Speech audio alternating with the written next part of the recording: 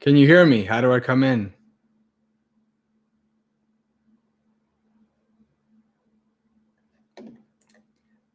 All right, because I tested audio and video, and it's working. So,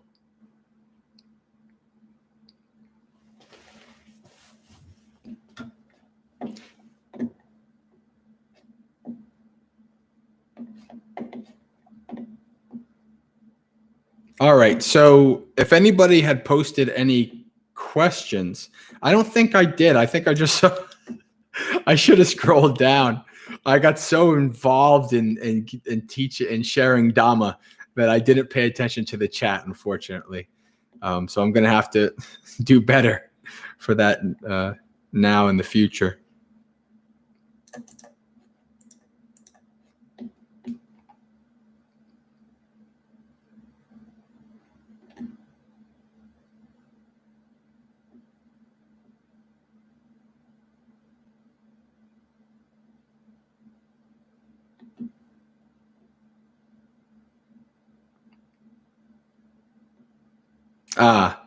Yeah. So you heard me talking about, how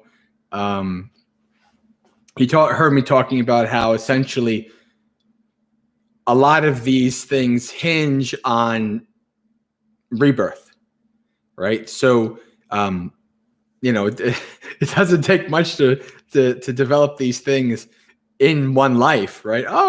But if it's like, well, at least at least after this life, then it'll just be nothing. I came from nothing. I'll go back to nothing. That's one thing that I never understood. Being nothing never scared me. I was raised Catholic. I was much more worried about going to hell than being nothing. Like if there was nothing after death, I was like, well, what am I worried about? I'm not going to be there to worry about it. So being nothing is no problem. But the chance that this isn't the only life, this is where this comes from, right? Like, understanding that we are born, and when we're born, we have to grow old, get sick, die, get separated from our loved ones. Born, old age, sickness, death. Born, old age, sickness, death, loss. Born, old age, sickness, death, loss. Born, old age, sickness, death, loss. Over and over. Oh, yeah, I'm done. I think I've had enough fun, right? Because the Buddha talks about kamogha. Kamogha is the flood of sensuality, right?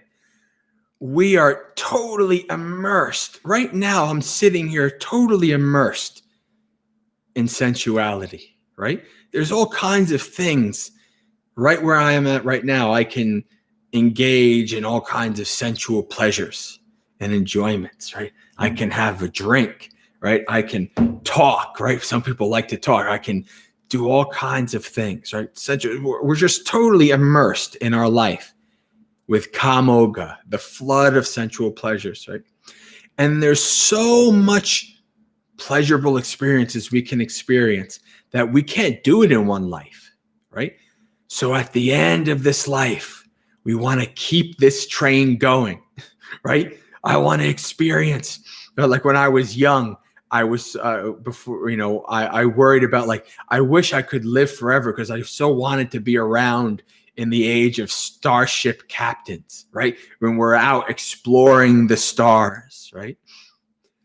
And so I was like, oh man, I wish I could be immortal. And then later on, as I got older, I'm like, well, immortality, maybe not so much, but maybe I can be reborn in the future, right? I want to be a starship captain in the future, right? So we have all these desires and we want to experience all these things.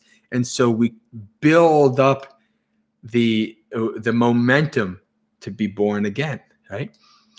But then eventually when you start to, especially as you develop insight, imagine being able to see, right? How like the Buddha explains, being able to see hundreds of thousands of past life. In this life, I was named such and such. I was such and such a clan. This was my pleasure. This was my food. This is what I did. All this.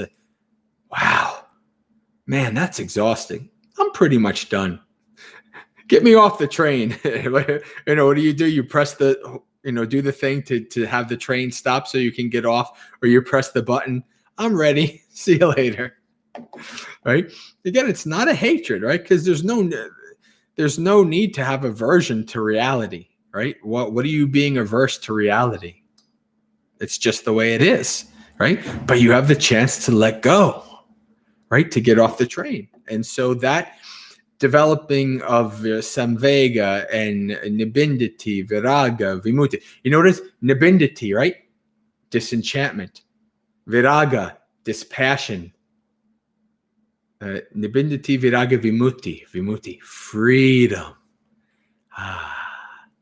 Yeah, this is nice. I'm ready, right? So the deeper you get into the practice, this is what develops, right? And you got to think about it, even for somebody, even like with the bodhisattva vows, right? What's the bodhisattva vow, right?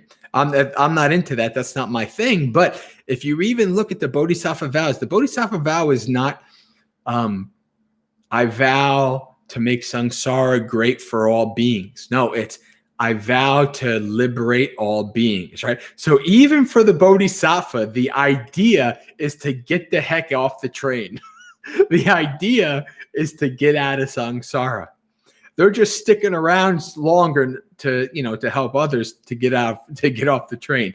But the idea is let's get off this train. That's the idea, right? And that's why the Buddha taught the Dhamma, right? The Buddha taught the Dhamma so that, because he knew that there were beings that had little dust in their eyes that would want to get off the train, right? To get off the samsara train.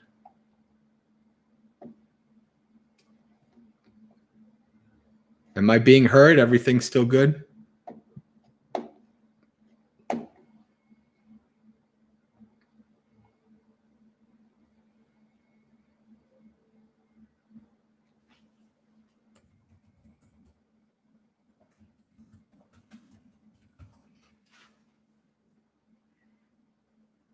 All right. So, this is where we see this little difference between, so there's a difference between Aya and Bhante and me, right? They want to be a bit more passionately involved in the world and things like that. The thing to understand is this, it's not that I don't have compassion and understanding for the realities of the world, right? This is what's important. Like, when somebody is inclining towards, nibbana, inclining towards not being so engaged in the world, it's not that there's no compassion. It's not that there's no understanding of the reality of things. It's that their practice has led them to this path, right? And we all have different inclinations. Listen, like, even though I have the inclination to get off samsara, and even though I'm not into the whole bodhisattva thing, I still like to share Dhamma, right? I still want to grow Dhamma in the West. I still want America to have lots of good monastics and lots of good places for people, even in the middle of the country, right? There's lots of Dhamma on the coast, but there's not that much in the middle, right? I would love to help grow the Dhamma in America, right? So, but I still also want to end samsara. I still want to be done, right? So there's should be an understanding of that different people will have different inclinations and different paths, and but the deeper you develop your path, the deeper you get in, you start to have this large development of metta, of insight, of compassion, right? You understand, and it's a transcendent compassion, right? It's not the compassion of I feel sorry, I see these people suffering and I want to help them, and I don't like those people that are doing bad things to them, right? it's a compassion of like seeing that we're all stuck in samsara and this place is a travesty. So let's all work to get out of it, right? So that's the interesting thing, right? But of course, we also have to understand that there are conditions, right? People who are in a survival mode, right? Like animals. Animals are in a survival mode. There are people in this world that are literally just struggling to survive day to day, right? Struggling for water, struggling for food, etc., like that. It's very hard for them to be able to practice and to learn Dhamma and things like that, right? So there's an understanding there as well, right? That it's good to try to help people to have better environment to be able to practice Dhamma. So it's a balance, right? And different people will have different understandings and perspectives on how they choose to live their Dhamma life. All right. So question from Mark. Did the Buddha ever comment directly on the existence of or non-existence of the soul in Pali Suttas? As far as I'm aware, Buddha never directly answered this question. Is there a soul? Is there not a soul? Right? And in the Vacchagotta Sutta, that the Vacchagotta asked him this question, and he refuses to answer. Ananda asks afterwards, why did you not answer? And Buddha essentially explains that if he were to agree one way or the other, if he were to answer one way or the other, he would be in agreement with one of the other schools, like the annihilationist school or the eternalist school, right? And that this would be a confusing answer for Vacchagotta. So he didn't respond. But it's quite clear in the suttas with the Buddha is essentially telling us and asking us to investigate is try to investigate your experience, right? When you look in your mind and your body, is there really something that is me, that is mine, that is myself? Bhante was talking about this the other day, right? Is this finger me, or something to that effect? He was going, right? Is this Jay? Is this Bhante Jayasara? Is this finger? Somebody comes along, snip, and that finger is lying down on the ground. Is that still me? Right? It's like the simile where the Buddha says, if somebody were to go into the forest and rip up grass, they say, oh no, this is painful. They're ripping up me. No, right? So it's a journey. It's an investigation into understanding what is there, right? And essentially, what is there is what? The five aggregates, right? There's a wonderful sutta called Ahara Sutta. No, not Ahara, Bhara Sutta, Bhara. I don't need this anymore. I was like, that was if only I needed to hear. But there's a wonderful sutta called Bhara Sutta,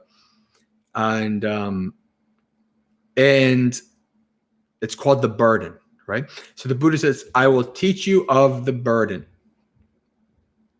I will teach you of the carrier of the burden, picking up the burden.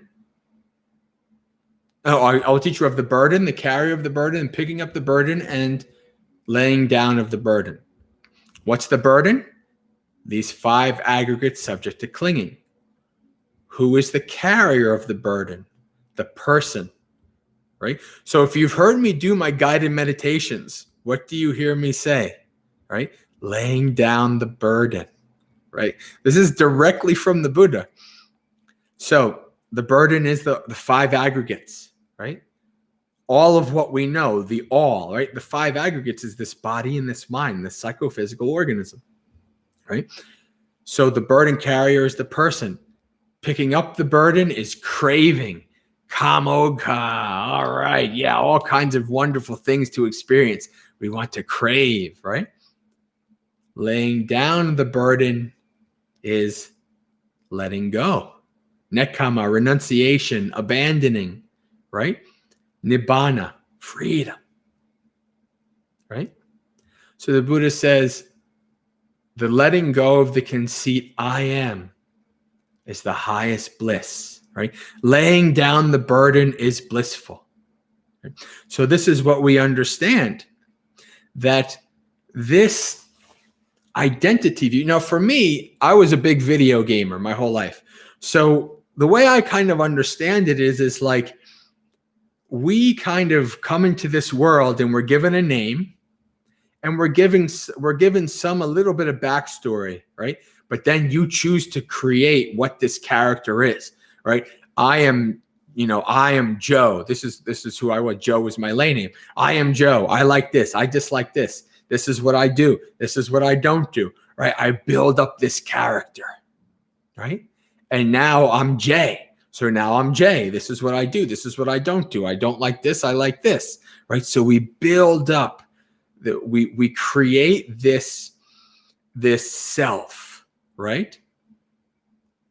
But the important thing is, it's not permanent. It's not this permanent, everlasting thing. It's what? It's sankhara. It's created. It's formations. It's conditioned, right? And then what happens when we die, right? Like, so if I don't become awakened in this life, I die, my next life, guess what? Maybe I'm a female kangaroo, right? Right? All of that conditioning, this human conditioning, is gone. But now I'm a female kangaroo, right? So I have female kangaroo conditioning. And then the next life, maybe I'm a deva, right? And then I come back as as a woman from Uganda, and that's a different set of conditioning, right? So 3 lifetimes from now, a lot of Jay or Joe is gone. I mean, there's maybe undercurrents of it, but that conditioning is done, right? So what is this permanent soul self thing? Why do we have such attachment to it, right? Like this, think about it. If you've thought about yourself being reborn, has it always been the same sex? Maybe the same color skin, right? Have you ever thought about yourself actually, well, maybe I'm the opposite, right? Maybe I'm a kangaroo. Maybe I'm this, right? Like, and that kind of blows your mind. Like when I thought to myself, why am I kind of attached to this whole human male thing? That's in this life. Who knows what I'm going to be the next, right? So I started that kind of really started to make me understand that this is just all this is a video game character. Jay, right? Like I was, I reached level 10, right? If you play video games, like role-playing games, right? You choose a character class, right? So my character class is monk, right? I chose a character class. And so that is going to be part of my conditioning for the rest of my life, or at least for the rest of my life as a monastic, right? So I can go on talking a lot. So, and we have limited amount of time. So I want to make sure that if there's questions, I get these answered here. Yeah, so we have about 40 minutes still.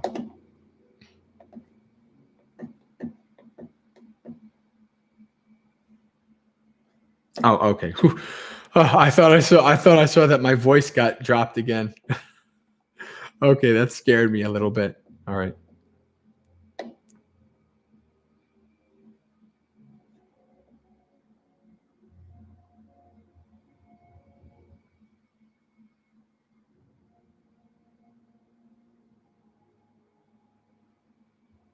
All right, so Gita says, Bhante, in the Mahaparinibbana Sutta, doesn't the Buddha tell us to be an island of refuge to ourselves?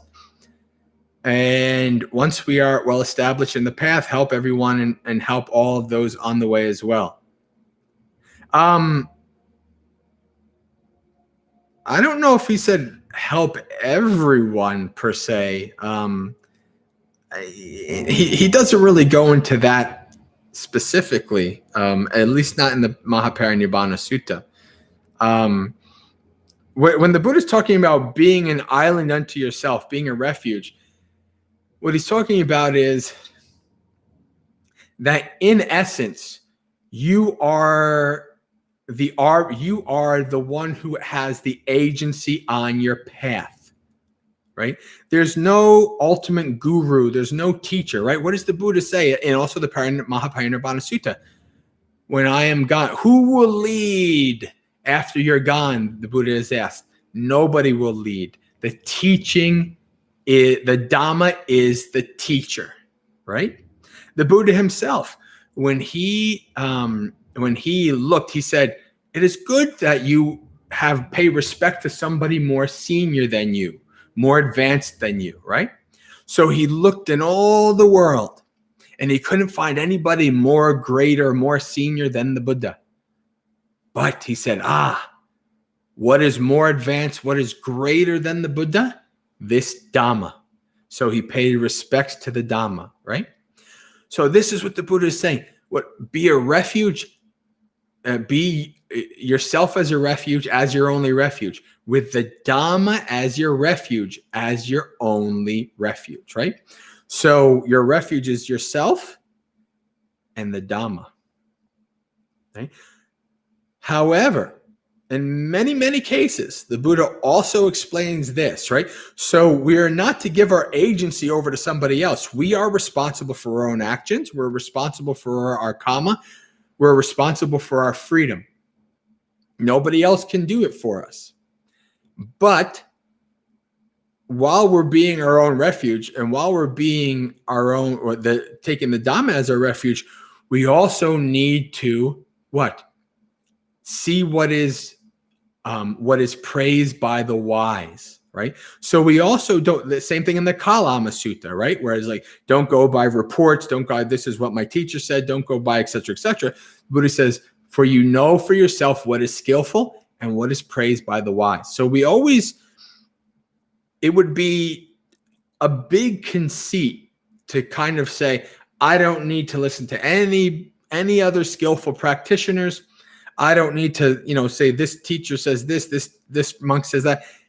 I know what I'm doing. That's a big conceit, right? So you take yourself and the Dhamma as your refuge, but you also understand that there are Kalyana Mittas. There are good spiritual friends who you should check your own understanding, your own wisdom, and insight against, right? These are very good. They live good, skillful people, not just because they can teach Dhamma, they can talk Dhamma really good, but you see them live in society. You understand, these are wise beings, right? So you check yourself, you check your understanding against their understanding, right? So that's very important to be a refuge, but also you understand that you also need what Buddha says, Kalyana Mittas is the whole of the holy life, right? So you're a refuge to yourself. You don't give your agency over to other people, but also you have Kalyana Mittas that you can check yourself against, right? So that you understand that you're not going off on a wrong tangent. You're not going down a path that is far away from the Dhamma. Right? That's important, right? So you need to know. That's why that's the importance of understanding the suttas, right? Different teachers are going to have different understandings of the suttas. Like there's some things that Bhante Sudaso says about the suttas that I don't agree with, right? I think that's kind of his perspective on things. And sometimes I think he goes a little too far in things. But I also know that Bhante Sudaso thinks that I probably don't go too far enough on things, right? So that's the different perspectives, right? So you listen to different teachers. You listen to different Kalyana Mittas who have different perspectives, and you understand, okay, well, this person says this person says that, right? This is why I have a team. Like I don't have one monastic that I consider my teacher, my guru. I have a team of well-respected monastics that I check my understanding of the suttas and of the Dhamma against, right? And so it's not just one. And of those like 4 or 5 monastics, you can find one topic and all 5 of them have different perspectives of that topic, right? Does that mean one's wrong and one's not?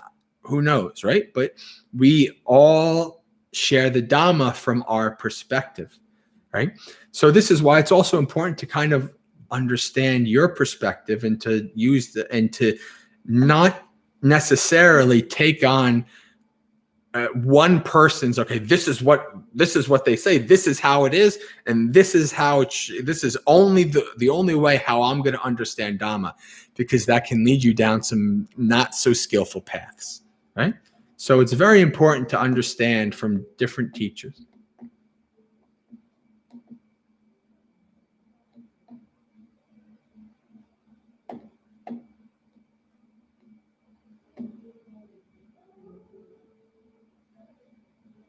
In terms of dealing, of helping, there's many places in the suttas where the Buddha talks about how you act towards your fellow human beings, right? Talking about dana, right?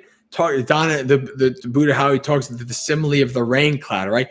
Don't just be a local shower. Be like a thunderstorm that showers generosity upon all people, right? So, living in the simile of the acrobat, right? When taking care of oneself, one takes care of others. When taking care of others, one takes care of oneself.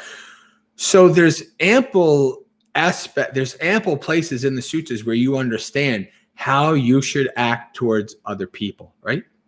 And how you should, do skillful things, right, to help others. Like you have lots of good role models, like Anathapindika, right? Anathapindika, the foremost person of generosity of giving to the Sangha, right?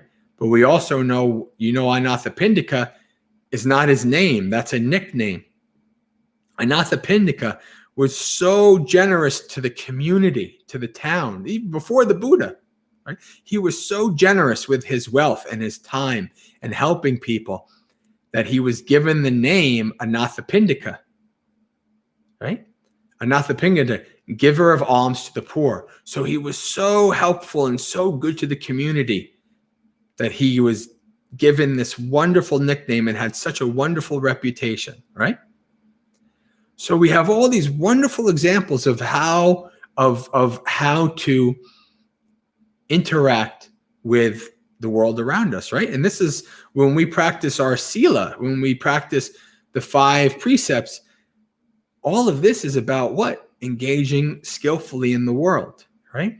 The Buddha calls the 5 precepts 5 faultless gifts to the world, right? Because we give a gift of fearlessness and we take part of that gift of fearlessness.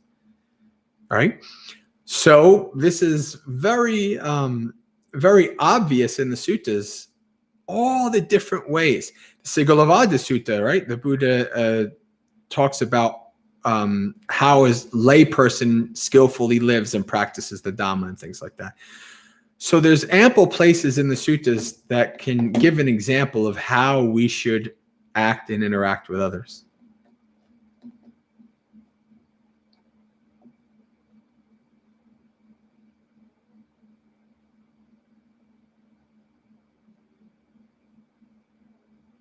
There's endless suffering. We must strive for release ASAP. It depends on where you're at, right? If you are really ready to try to go for release ASAP, then you practice, and then maybe eventually you get to the point where you want to become a monastic, right? And then maybe you want to, seclude yourself for a bunch of years, but try to become awakened and then come out and all these kind of things, right? It depends on the different person, right? But some people are not ready to do that, right? They want to be more engaged in the world, and there's nothing wrong with that. Right? There's different levels, right? Everybody's at different levels along. Eventually, if you're following the Noble Eightfold Path, eventually that leads you to being extinguished, ending samsara, being done, right? But we're all at different paths. We're all at different levels. We're all at different places where we are on the path, right? And so we all will engage with the Dhamma and engage with how deeply we're willing to go in the Dhamma on our own terms and our own way with our own insight and inclinations.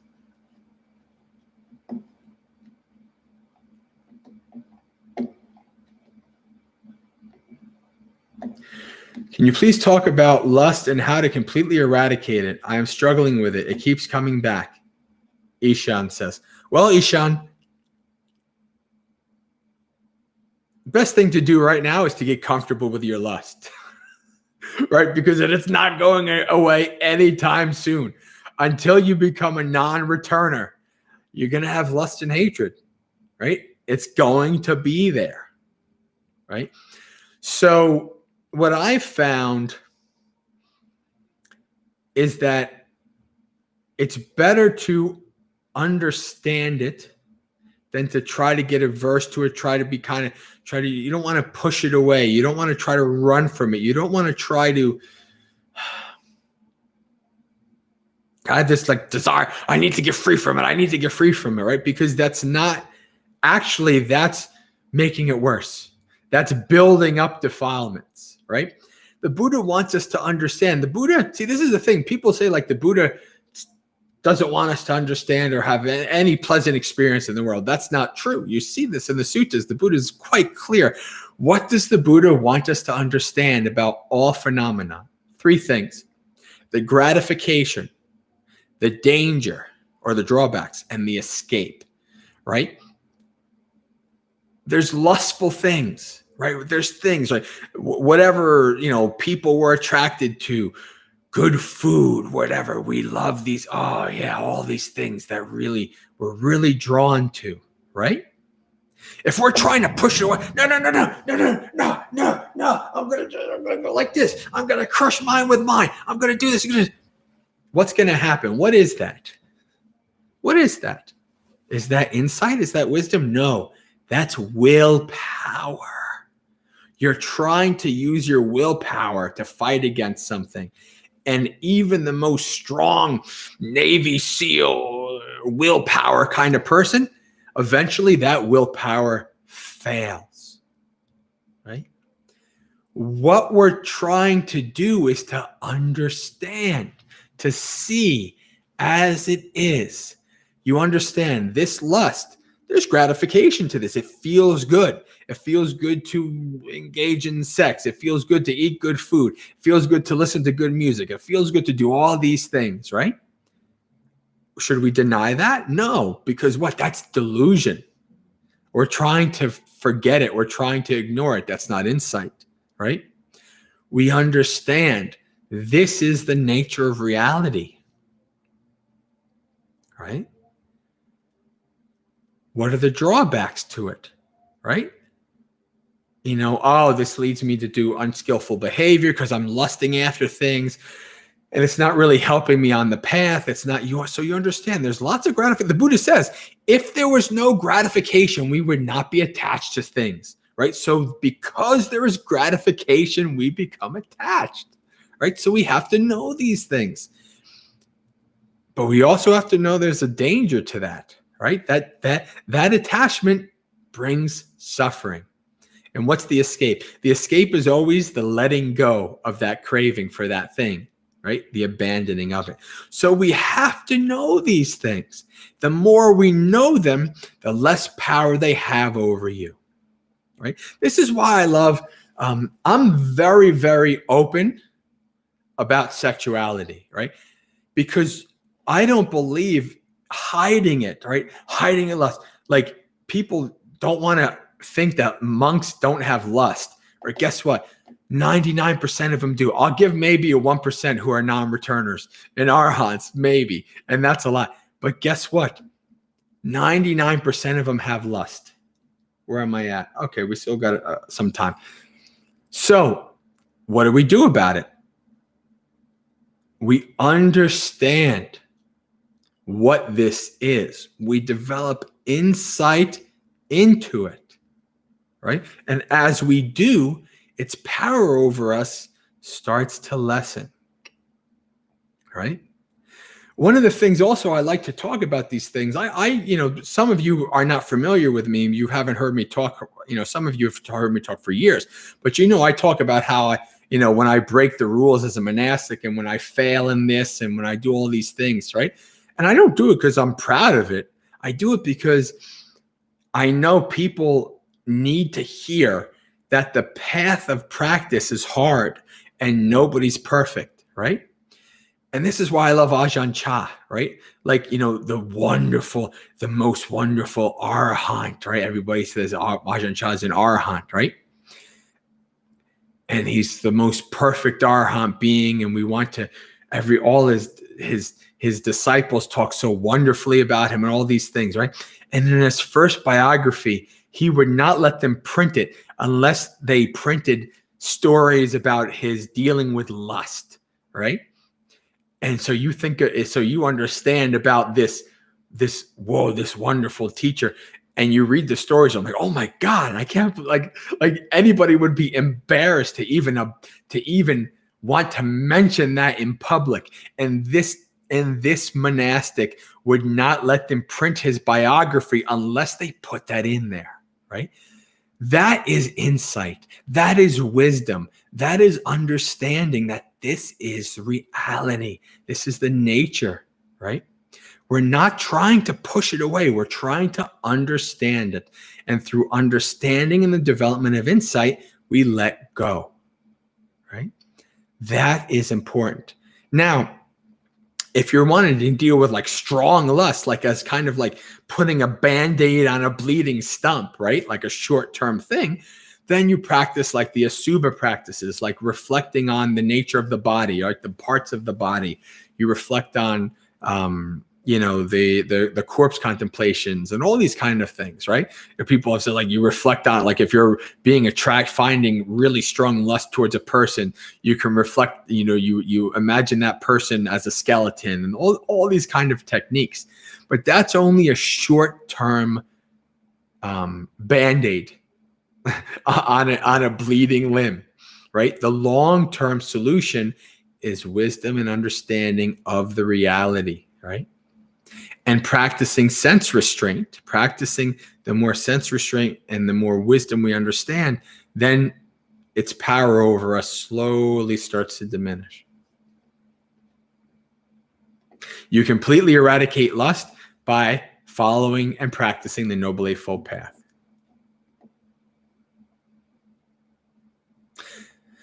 Shattering Poet, can monks grow their hair out? Yes, about this much. This is how much a monk can grow their hair. Like this. Same thing, like the beard, you can grow your beard out, but so like out to like this. So 2 thumb lengths like this. This is how much hair you can have. This is the length of the hair you can have. So I'm still coming in, right? Everybody can hear me?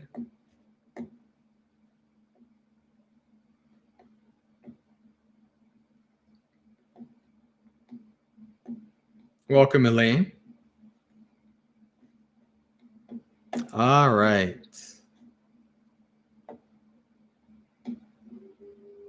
Can you talk about how to overcome food addiction? Oh, Bobby Leonardo. We've spoken before. I think we spoke over email like years ago, if I remember correctly. Because I remember that name. All right. So food addiction, that's a tough one. I'll be honest with you, because some of you know my history, right? At one point, I was 373 pounds. So I was almost 400 pounds. I had weight loss surgery 9 years ago, right? So food as a coping mechanism, food as an emotional, mechanism, food for depression, name it all, I got it. I have major food issues, right? And notice I say I have, right? I haven't fully overcome them, right? That's the hard part, right? Especially if this is, I think some people have, I think different people have different major defilements, right? And so food is mine, right? Food is my comfort. Like, this is what I like. I never got into drugs, right? I never, even when I had pothead roommates in college and they got me to try to smoke pot. And I like, when I got high, I'm like, wait a second. All this does is make me want to eat. I'm already fat and I like to eat all the time. What's the point of this, right? My drug was food. my coping mechanism is food, right?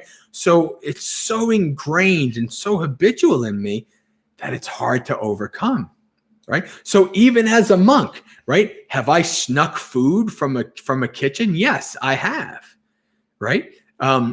Thankfully, here at Buddhist Insights, I'm not really too keen on lots of uber healthy vegetarian stuff. So here at Buddhist Insights, it's easy for me. There's nothing for me to crave after. It's like, it's really easy to be like, this is food for my health. And that's it, right? But, sometimes in some places, it's like, oh, there's nice bars and there's nice this and there's nice that. Then it's like, oh, I'm hungry, or I'm feeling depressed. Right. And I want to, I feel the need to use some, what I call a habitual coping mechanism. Right. So this is understanding that is important. Right. So my habitual coping mechanisms, what are they? Playing video games, eating food. Right. Those are my habitual coping mechanisms. I have a few others, but those are my two major ones. And so I know that my tendency is to want to use food to cope with unpleasant situations. And when you start to understand that, then you can try to apply different techniques, right? Like Bhante or Aya was talking about the 5 ways of abandoning, of letting go of distracting thoughts, right? Like replacing and ignoring and such, right? So if you have if you're depressed or whatever, you have that desire to want to eat because you know that it's because of some kind of emotional distress, that's the time for you to practice replacing that unskillful habit with something more skillful, right? What can you try to do that is going to be more skillful? It doesn't have to be perfectly skillful, right? But something that is moving you towards more skillful action, right? Like maybe you go for a walk. Maybe maybe as a layperson, maybe you try to turn on the TV. Maybe you have to use some kind of an entertainment to get yourself away from the food, right? So the food is the worst.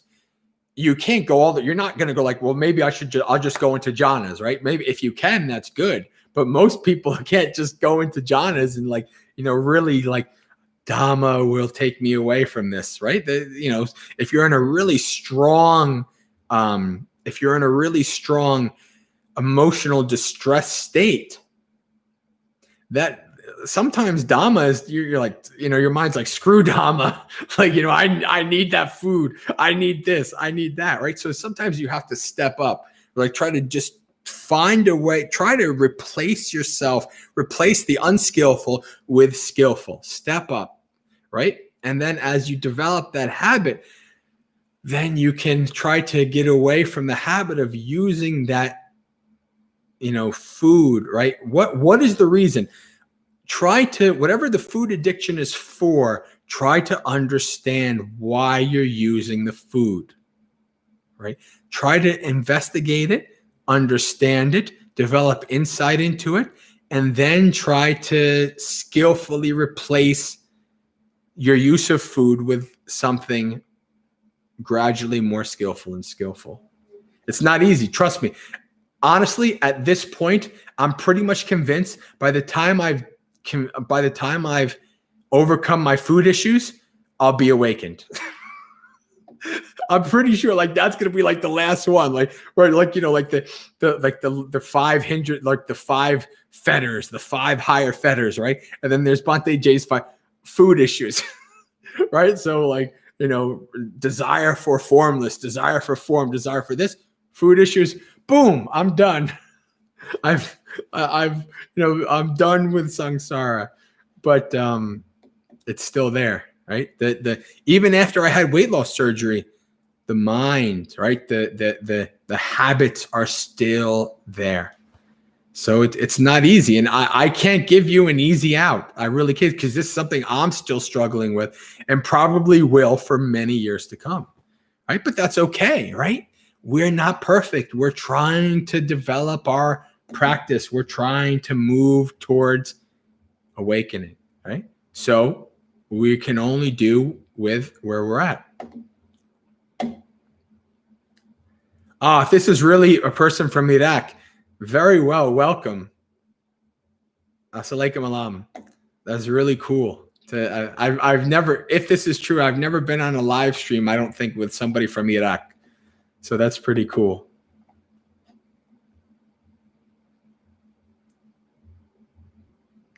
Elaine, I hope I stay at Buddhist Insights for a long time. We'll see what happens.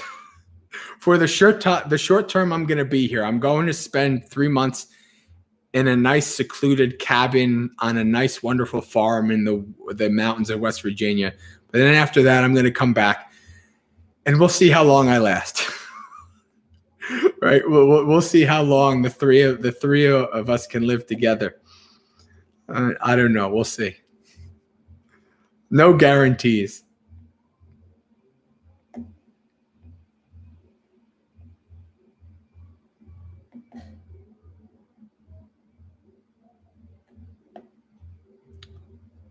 Okay, I thought I did miss. Everybody can hear me still, right? Now I'm just going to be self-conscious about this. But question I missed here. Bante, can a layperson become a Sotapanna? Yes. Lay people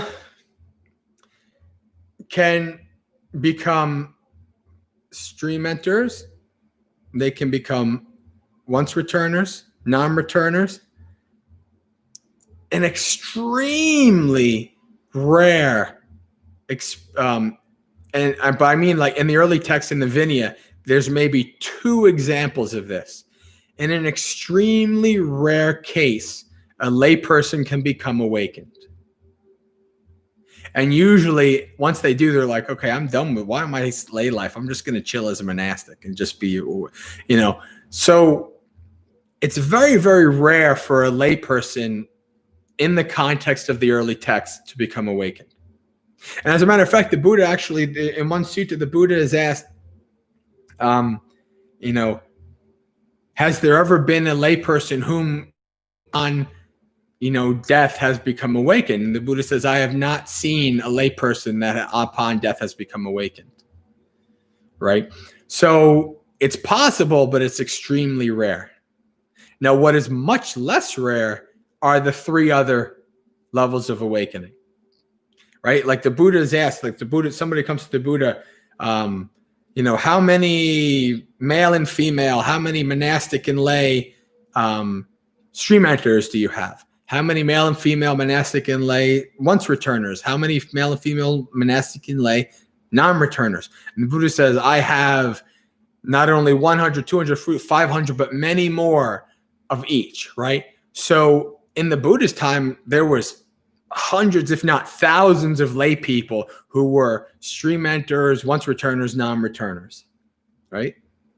And let me put it this way. I'll be honest with you. I want to strive for awakening, but man, even in this life, if I just make Sotapanna, I'm happy, right?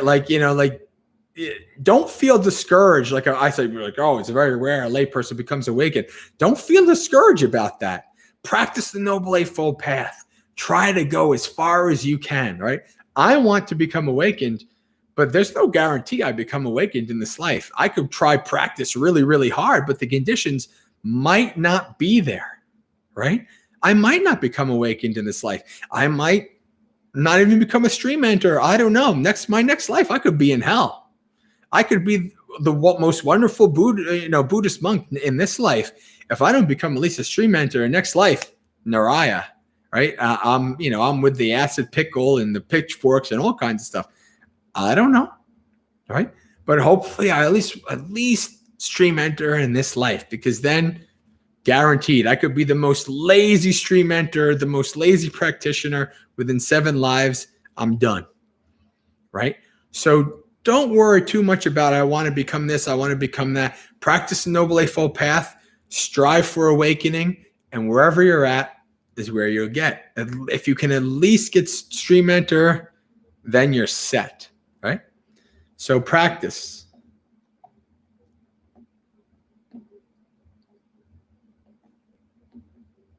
May I know where I could buy Ajahn Chah biography? What is the title? Oh boy, why am I blanking out on the title? You can get it for free, Gene. You can get it for free as in PDF. I have the PDF of it on my tablet. But I'm not sure the title. Maybe somebody in the chat can put Ajahn Chah, the new biography by Ajahn Jayasaro. Stillness Flowing. Thank you, Paul. There it is. There it is. Oh, we're coming close to the end here. Let me see. Good morning, Bante. So, Gene, am I to assume that you're joining us from maybe Australia or somewhere?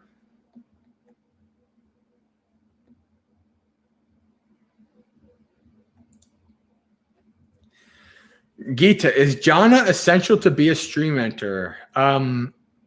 That's debatable, although I don't see anywhere in the sutras, to my knowledge, that states that somebody who is a stream enterer has to have been in jhana. I mean, because in the sutras, we see people who are able, there's faith followers. So there are people who are able to become stream enterers only on their faith in the triple gem, right? So they're not even meditators per se, right? They have such deep faith in the triple gem that they're able to be stream enterers, right? Now, I don't think they would get further than that without, some deep samadhi, deep practice and jhanas per se. But for stream entry, not that I know of that you would need to have to be in jhana. Jhana is an interesting thing because there's some people who say, yeah, jhana is pretty easy. And then there's other people who say, like Bhante Sudaso mentioned a couple of, well, if you seclude yourself for 3 months, then you might get into jhana, right? Right. So some people are like, you have to be a practitioner for 20 years and then you seclude yourself for a bunch of months and then you get into jhana. Right. I don't know where I fall on that. So the rule about monks not talking about their attainments is only if you've been in the attainment. I can say that I've never been in jhana. I've seen the nimitta. I've been close.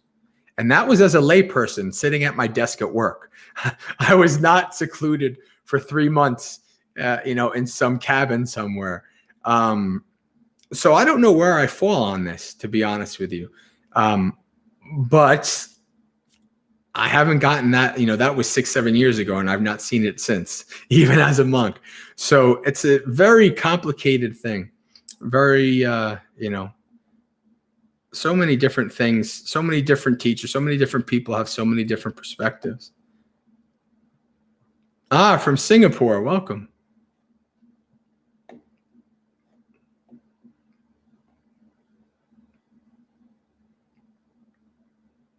Paul. Bhante, just tuning in. Do you have any thoughts on practicing at a monastery where the teacher may not share the same beliefs as us, such as their views on Vinaya or bhikkhunis or other subtleties? Well, my thoughts are, if you are able to kind of be left alone and respected for as you are and how you practice, and you're there, then shouldn't be any problem. Yeah, Gita, stream entry is Sotapanna. Like, for instance,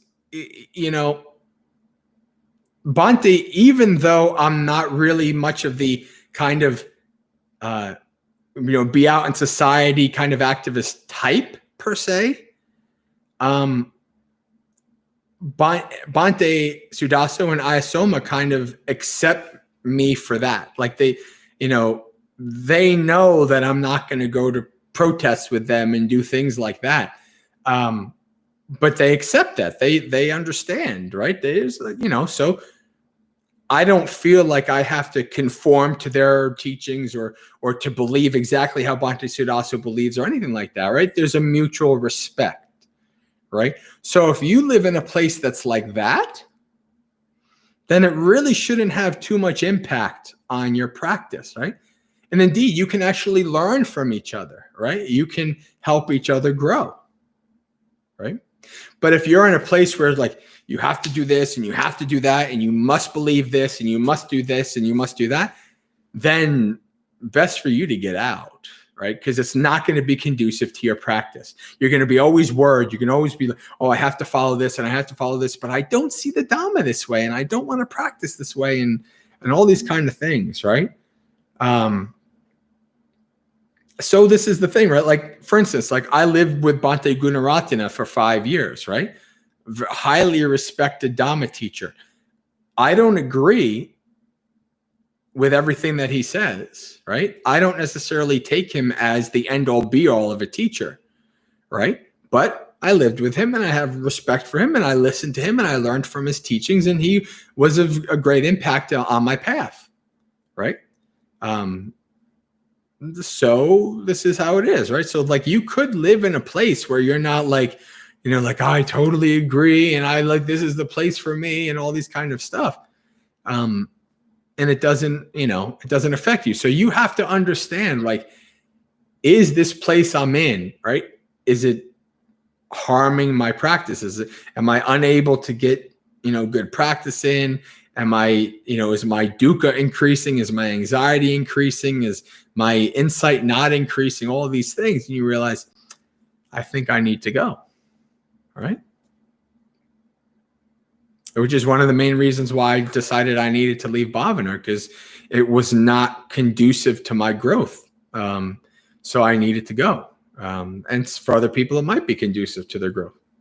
But for me, it wasn't.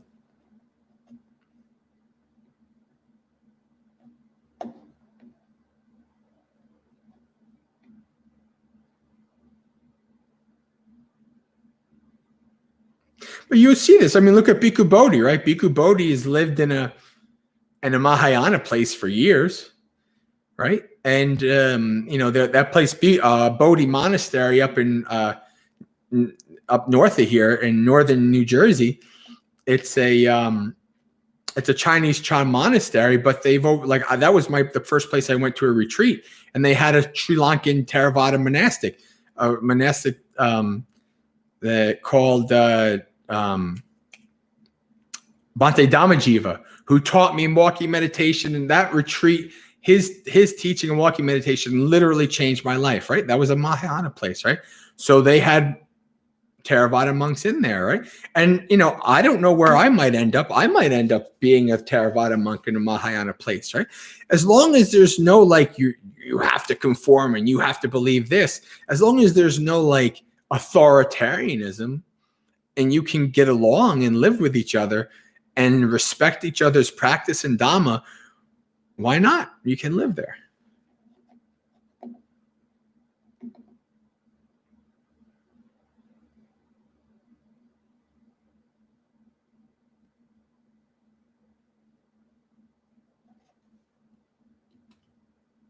Well, I think it's 9 o'clock. And I think we're done because I don't see any questions. All right, friends. That is it for Monk Chat. Yes. Well, again, some traditions, you got the guru tradition. The teacher is the master. I'll end this real quick. This is one of the most profound things Bhante Ji ever said at a retreat to me. He said, I am not a teacher. He had the Buddha statue, like where, this is in the meditation hall at Bhavana. He went like this at the Buddha statue. The Buddha is the only teacher, right? He says, I am a Kalyanamitta. What that means is, right, and the Buddha is the best Kalyanamitta. The Buddha says he's the best Kalyanamitta. So that really impacted me. I was like, you know what? Because Bhante Ji also approved and encouraged me to have multiple teachers and follow multiple monastics. He never said, I am your preceptor, I am your teacher. He never did that, right? Bhante Ji gave me a lot of gifts in me ordaining under him. A lot of sufferings too, but a lot of gifts. That's just the way it is. There's nothing's perfect. But and that was one of them, right? Like, to understand, and he says, I am not the teacher. And that's what I want to be. I never want to be somebody's guru, right? I mean, obviously I'm a junior monk, and, some people have said, I want you to be my teacher and all that, but I'm basically a nobody. I'm not a big popular monastic, so I don't have to worry about it. Maybe years to come I might have to, but I don't want to be somebody's guru. I don't want to be somebody's teacher. I don't want anybody to ever give their agency to me, right? I just want to be a Kalyanamitta. Like, that's so profound that Bhante Ji said that, right? I can help those who have not gone down the path as far as me, right? There's some lay people that have gone down the path further than me. I can't help them. Maybe I can help them in little itty bitty ways, but there's some lay people that would teach me, right? Because they're, I don't know. But that's what to be like, I don't, and you don't get that, like, I am the teacher, you should listen to what I say, and all these kind of things. Like, I don't ever want to do that. That's, Buddha says, dreadful monk is praise, honor, and gain. Nothing more conducive to the destruction of the holy life than praise, honor, and gain. So there you go, right? The Buddha's telling a monastic, think about this, right? So Kalyanamitta is, to me, the most preferred thing over guru, teacher, anything like that. I want somebody to be Kalyanamitta, right? And I want to be Kalyanamitta. So with that, friends, I'll end. So Sukhihotu, may you be happy, practice well, and be well. And you know what? I want to end because usually I end my live streams with a sharing of merit, right? So let me do one last thing. We're over time. I tend to do this. I'm long-winded. Sorry, people. But let's do a sharing of merits, right? And I like this English translation by Bhante Vimalaramsi. I really like this. It's Pali, but I like the way he's kind of poeticized it a little bit. So let's do this. May the suffering ones be suffering free, and the fear-struck fearless be. May the grieving shed all grief, and may all beings find relief. May all beings share this merit for that we've thus acquired, for the acquisition of all kinds of happiness. May the beings inhabiting space and earth, devas, nagas, and yakas of mighty power, share in this merit of ours. May they long protect the Buddha's dispensation. And of course, then we end with 3 sadhus. Sadhu, sadhu, sadhu. All right, friends, Sukhihotu, may you be happy. We will see you again Wednesday, right? Because now we're going to Wednesday, Thursday, Friday streams. So Wednesday morning, 8 o'clock as normal. Until next time, friends.